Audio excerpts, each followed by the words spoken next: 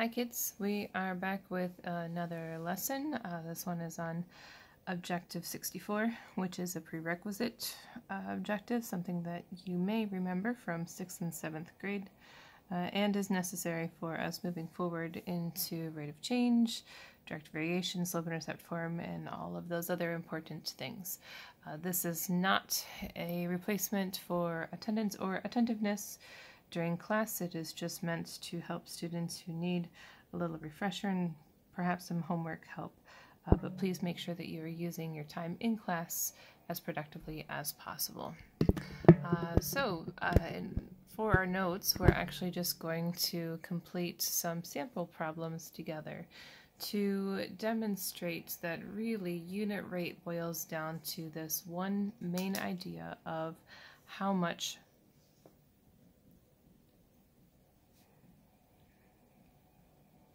per one. It's kind of slang, but if you can focus on how much per one, that will help you either find the unit rate or use the unit rates to calculate the rate per different measurement. So Zach drives 125 miles in 2.5 hours. At the same rate, how far will he be able to travel in 6 hours? And so there's a variety of different ways that you can set this up. None of them are wrong. In fact, some of them I think make more sense than others. But today we're just going to use simple division. So if Zach has 125 miles in 2.5 hours, we can use the simple division to determine that he can go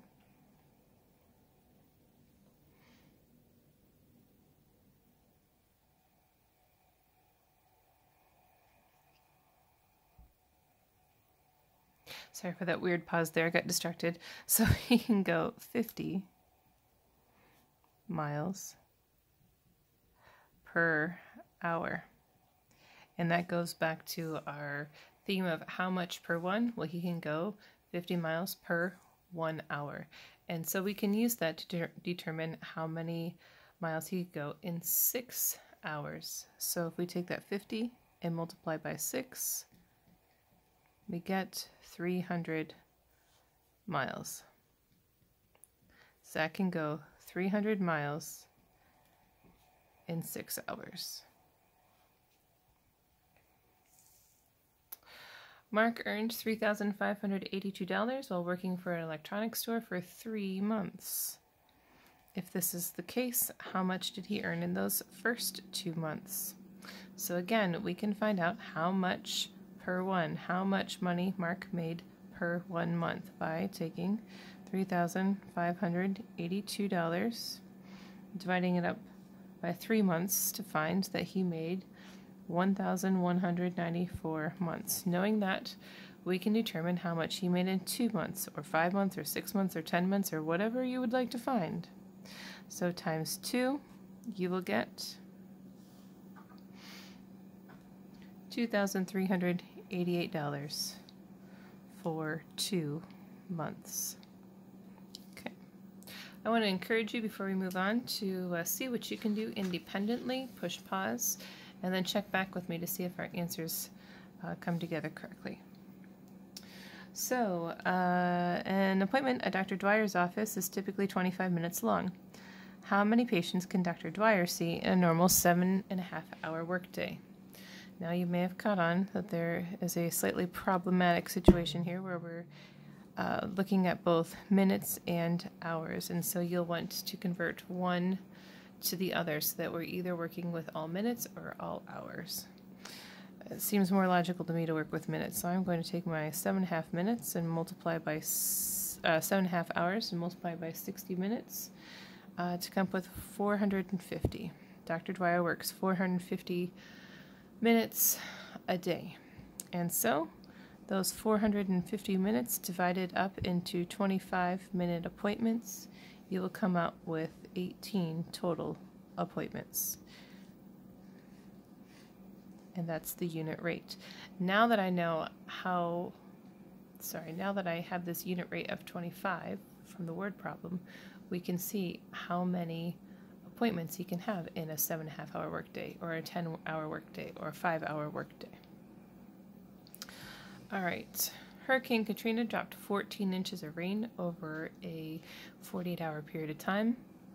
Our challenge is to determine how much rain fell per hour. How much per 1 hour? Again, it's the recurring theme.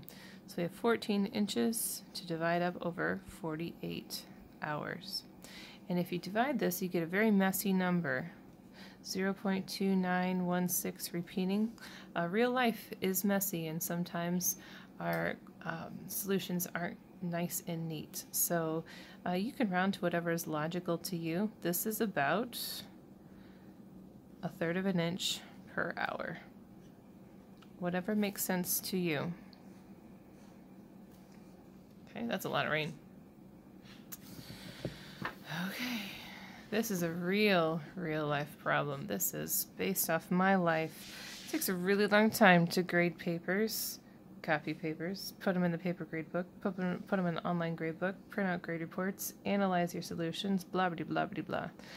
Let's see how long it takes to grade a math test, provided that it takes 12 minutes for each of my 165 students. My unit rate is 12 minutes, and so I can use that to determine how long it's going to take to grade 165 papers, or 200 papers, or 100 papers, or 10 papers, whatever it is. I'm using my unit rate of 12.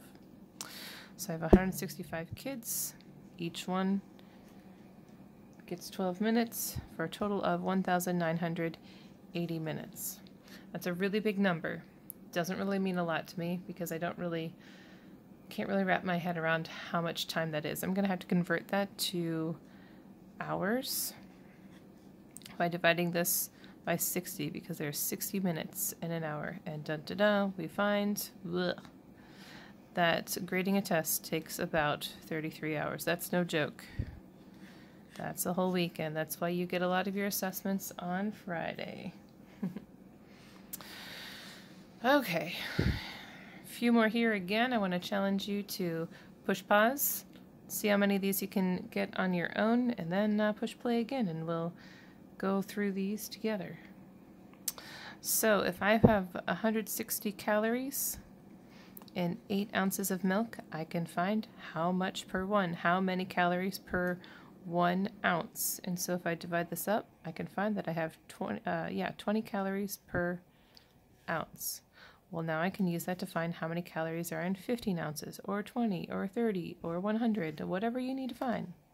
So I'll take these 20 calories and I'll multiply by 15 to get 300 calories in a 15-ounce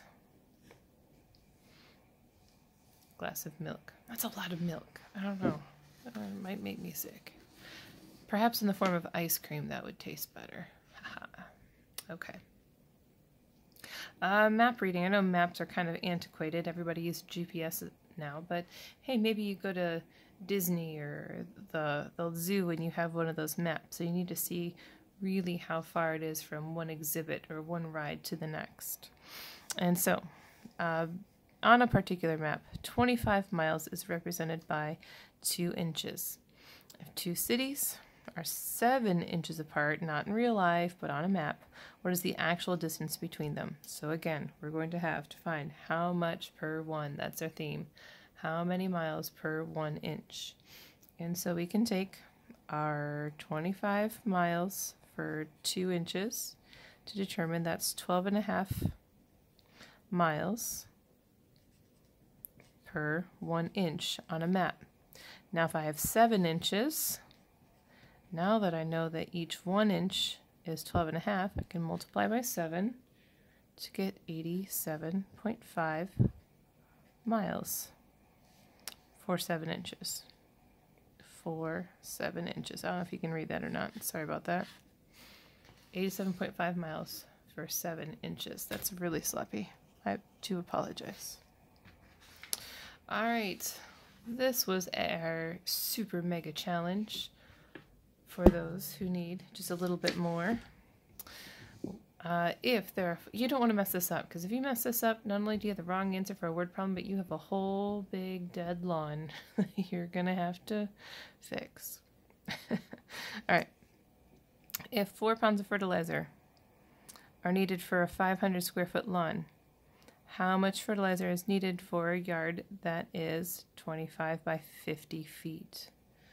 That doesn't tell me how many square feet that I need. So to determine that, you'll have to multiply 25 by 50 because area is length times width. And when you do that, you will get 1,250 square feet. Great. Now let's do our how much per one. How many square feet can I cover per pound if 500 square feet can be covered with 4 pounds? We divide that up, you can see that 125 square feet can be covered in 1 pound. Well, how many times does that 125 go into 1,250? You could probably see that right away. 1,250 divided by 125, that is 10 pounds of fertilizer. It's a lot of fertilizer. Okay. So we did kind of rush through that, but this, again, is supposed to be a review for you. So hopefully that wasn't too bad. For your homework, you have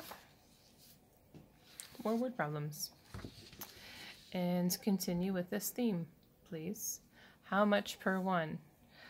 So for example, if Mark uses 3½ tablespoons of coffee grounds to make 10 cups of coffee, how much per one? How much coffee does it need for 1 cup of coffee? Recipe, let's see. A standard bathtub holds 70 gallons of water, takes 7½ minutes to fill up. How much per one? How many gallons go down the drain each 1 minute? So that's the sort of question that you have. Of course, if you have any struggles, don't be bashful in contacting me. I am here to help. Here's my email address.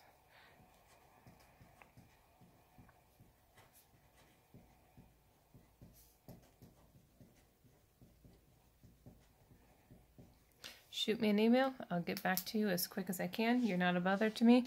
Otherwise, I wouldn't be giving you my email address. Of course, you can come see me before school too. Be happy to help. Have a good night. See you in class. Bye.